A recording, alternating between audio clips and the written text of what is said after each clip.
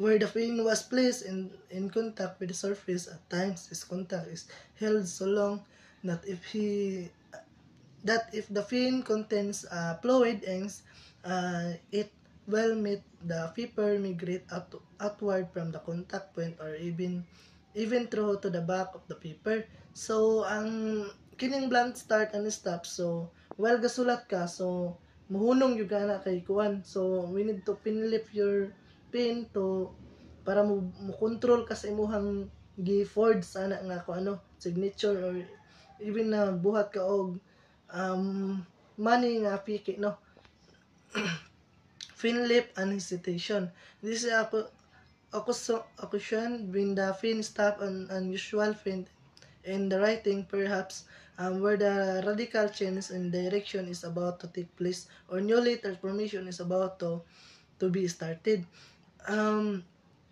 So kining fin lips and hesitation is fin lip is pag remove sa imong pin no sa dira sa object nga imong gisulatan.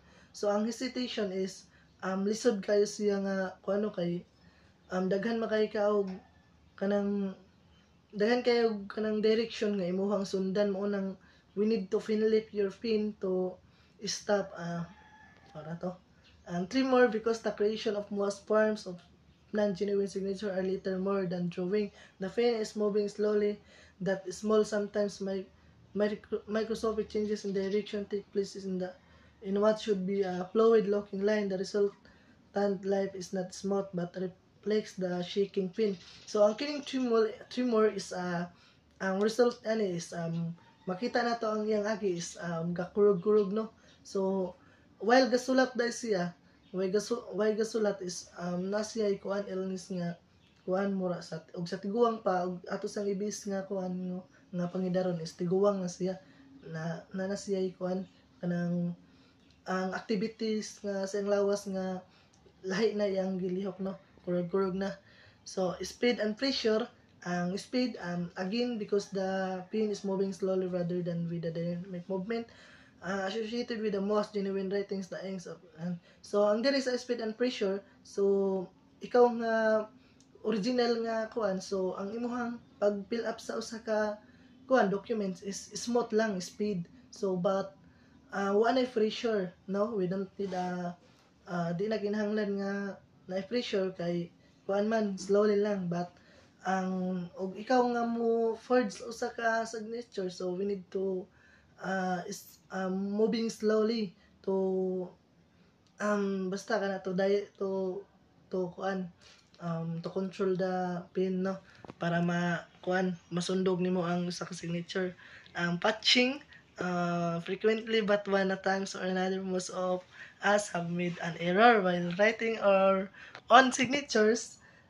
Some individuals may leave the signatures alone, caring little about the mistake of imperfection, while others will simply fix the signature by correcting the offending portion. So nagay mali nga usahay no, kanang mamali ta sa ato ang gisulat no, or sa ato ang signature no. So we need to patching no to fix i-fix na to unsay atong na mali. So atong itago ang kuano kanang atong na correction to mask or otherwise hide the correction.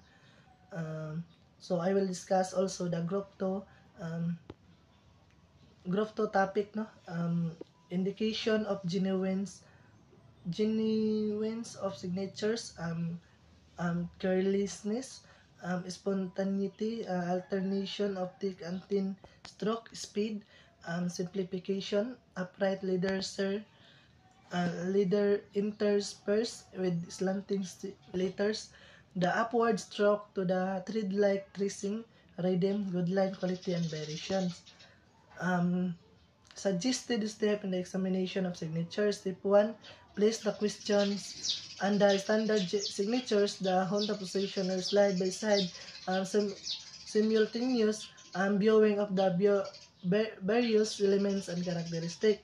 So una nimo buhaton no, step 1, so imuhang question, ang imong tanawon ang ihang kuan, ang iyang mga position o unsa ang kalahian sa kuano characteristic sa usa ka signature. So step 2, the first elements to be considered is the handwriting movement or the manner of execution.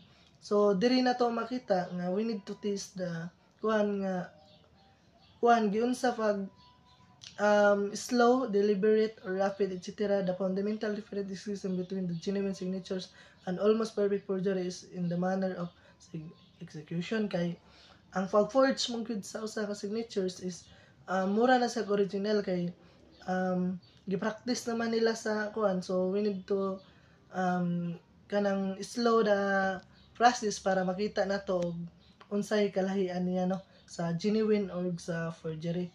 So, ang step 3 as second element examine is the quality of the line, the presence or the tremors, small flowings or hesitation. Defect in the line quality is only appreciated when the simulation viewing is made.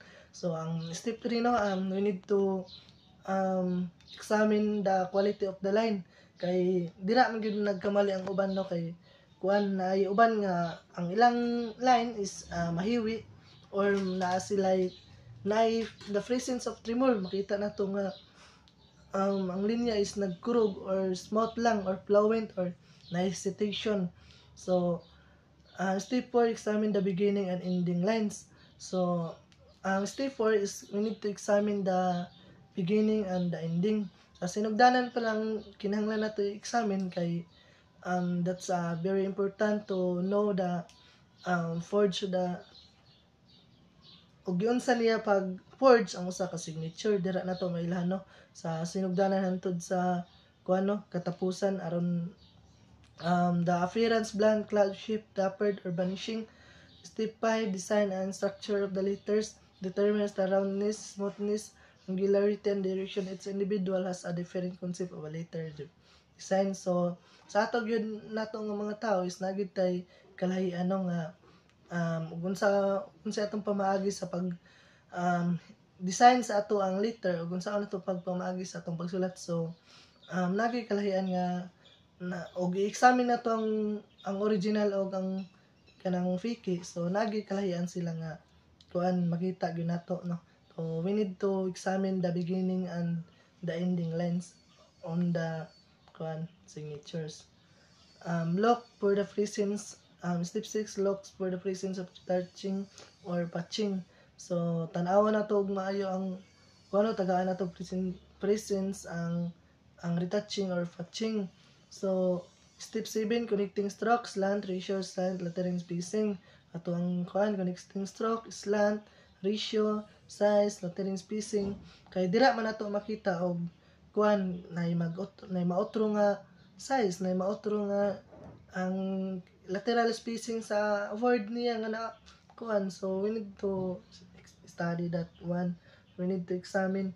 So step 8 do not rely so much in the similarity or differences of the capital letters for disease or are often changed according to the whim of the writer. Methods of signature tracing, carbon outline method, carbon paper inserted between original and false kuan documents. So sa gingon pa ako gay na ang carbon outlines is ang original o ang false is dapat na siya sa tunga, so i-insert siya aron mahimo siya og kanang sitaw kanang sunduganan sana nga no nga basta i-trace niya dira no. So number 2 and indentation process, original documents place over over false one under its be traced letter using the pen or pencil. So ang original daw ipatong siya sa paper nga walay sulat no, or even or naana siya sulat but wala ipirma ang sakbos. So ang original i-trace niya ang signature sa owner para largo na siya no, kuan na lang siya anong subayon na lang dito sa kuan no, i-trace na lang dayon dito sa kuan kay gigamitan ra mag pencil og kuan pin ang original kay gilukmaan ra kay bali ana. So ang transmitted light process, a light source placed under a light, the original document is placed under the false one, the light source will illuminate the kining transmitted light nga dira sa matrace og dira makita sa pamaagi sa pagkuan sa suga is makita og original ba siya or fake. Maura to, thank you.